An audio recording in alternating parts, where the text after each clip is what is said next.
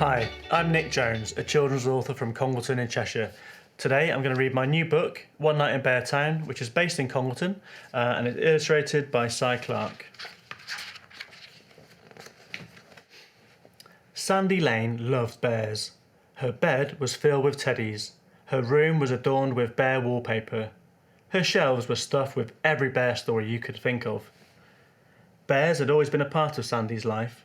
She lived in Congleton, which was nicknamed Beartown because, many years earlier, the town had owned a real-life bear. A big statue of him stood outside Sandy's house. Every night, before bed, she would wave goodnight to him from her window. And every morning, Sandy woke up to her most favourite bear of all, Beresford. Beresford meant the world to Sandy because he'd been passed down to her by her grandma. They went everywhere together, even to school. Another bear that Sandy loved was Bee-Bear. He lived at her school. Bee-Bear was one of 75 painted bears to be found around Beartown. You can imagine how much Sandy loved her hometown with all these bears everywhere. However, not everyone was as fond of bears as she was. Look everybody, Sandy's brought her silly teddy bear to school again. Tommy Pickles had spotted Beresford in Sandy's bag. Laughing, he grabbed the little bear and held him aloft for all to see. Aren't you a bit old to be playing with teddies? Sandy tried to rescue Beresford, but Tommy snatched him away. Do you still read babyish books about teddy bears' picnics too? Silly girl, none of that is real, you know. The other children started laughing and pointing at Sandy. In fact, they laughed so loudly they didn't notice Miss Wags arrive. Sandy, she barked. What have I told you about bringing toy bears into school? I'm confiscating it this time. You can have it back tomorrow. Sandy looked at her teacher in panic. But miss, No buts, Miss Wagg snapped. Pass it here, Tommy. Tommy smirked at Sandy as he handed Beresford over. Sandy's cheeks burned and she blinked back hot tears. She'd never been parted from Beresford since Grandma had given him to her. Now she would have to go a whole night without him. That evening, Sandy went to a window as usual. She waved goodnight to the statue of the big brown bear, then climbed sadly into bed. Poor Beresford. She imagined him sitting alone in Miss Wagg's desk drawer. How she missed him, and she was sure he was missing her too. Sandy was so upset that she cried herself to sleep. In the middle of the night, Sandy woke up suddenly to a strange sound. Dink! She looked around the darkened room but saw nothing. Dink! There it was again. It sounded like a small stone hitting her window. Sandy got up and slowly walked towards the sound, rubbing her eyes. Then she stopped still and gasped in surprise. Beresford, is that you? Sandy peered down and couldn't believe her eyes. The statue bear, Bee-Bear, and her beloved Beresford were looking up at her and waving.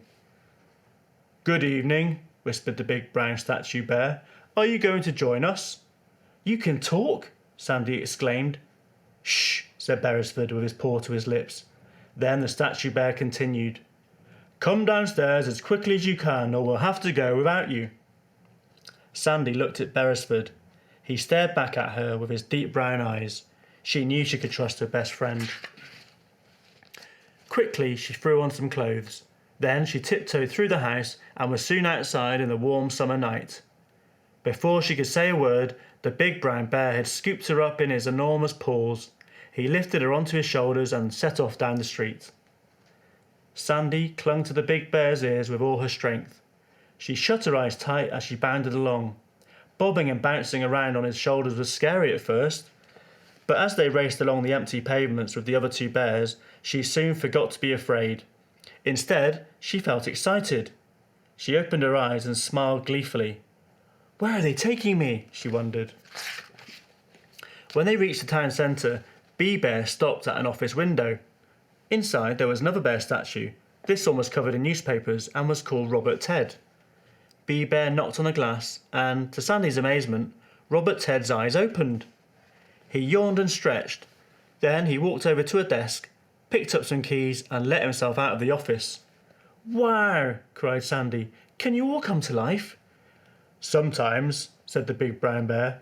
It doesn't happen often, and it only lasts for one night, which is why we must be quick. and they set off again, marching in the direction of the park. When they arrived, Sandy saw the most incredible, the most wonderful, the most bear-rilliant sight of her life. All the bears from Beartown had arrived for the biggest, loudest, most colourful party you could imagine. There was a bear singing songs and playing guitar at the bandstand. There were bears dancing, and Sandy danced with them. They played ball games together on the grass and hide and seek in the woods. And they had hours of fun in the playground, although the bears kept getting stuck on the slides. They even splashed and splished in the nearby paddling pool. Finally, when they were all worn out, everyone sat down and had, yes, you guessed it, a teddy bear's picnic. After they'd eaten the scrumptious feast, Sandy started to feel very sleepy. "This has been the best party ever," she said. "Thank you for inviting me, Beresford."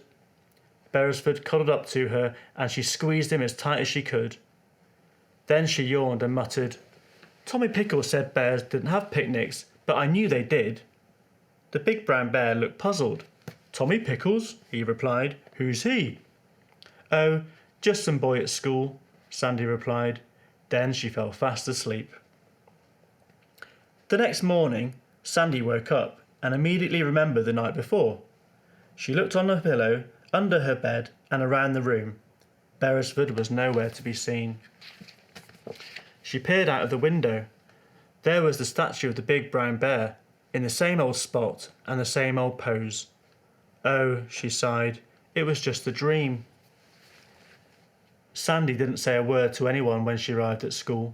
She just sat in silence and tried to work, but she couldn't stop thinking about poor little Beresford, all alone in the darkness of Miss Wagg's desk drawer. Suddenly, Tommy came rushing into the classroom. "You won't believe what happened last night," he bellowed. He looked like he'd seen a ghost. "A gigantic bear knocked on my bedroom window. He was holding a picnic basket. The classroom erupted in laughter. "It's not a joke. It really happened," shouted Tommy. "He was at my window, so he must have been huge. And he'd just been out for a picnic. He told me." Sandy's eyes stretched wide and she grinned from ear to ear. At that moment, she almost felt sorry for Tommy Pickles, and she couldn't wait to give Beresford a great big cuddle at the end of the school day. I hope you enjoyed my story. You can buy One Night in Beartown from my website, nickjonesauthor.co.uk.